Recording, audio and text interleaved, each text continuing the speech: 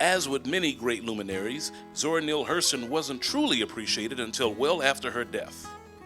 The early 20th century author, best known for her novel, Their Eyes Were Watching God, died alone in 1960, and it took 15 years before her literary value was appreciated.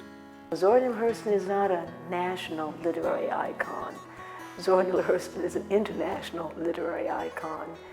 Every year, for I would say probably the last 20 years, we have had scholars come from Japan, from Russia, from India, from really every place, because her work is that much appreciated and studied.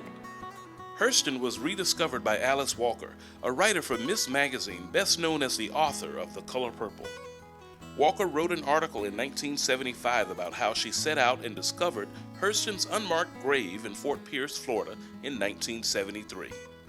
Walker's article rekindled interest in Hurston's work. Initially, Their Eyes Were Watching God was not identified as the iconic piece of American literature that it is now.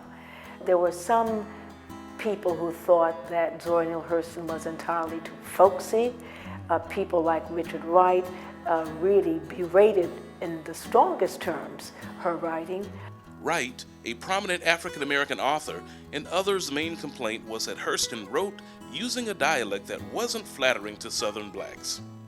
However, her writings today provide a snapshot of what life was like for African Americans in the South in the early 1900s.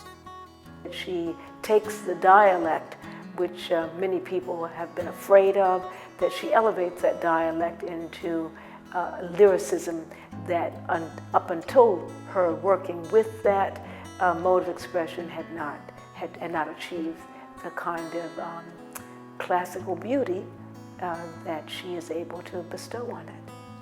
After her death in a county-run nursing home in 1960, Hurston's possessions were ordered to be burned because she did not have any nearby family.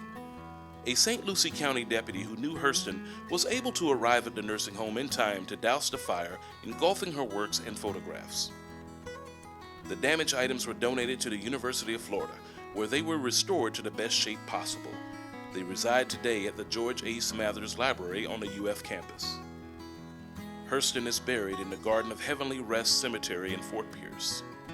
After the journey to find her grave, Alice Walker put a tombstone there, identifying her as a genius of the South. It is really easy now to find where she is buried.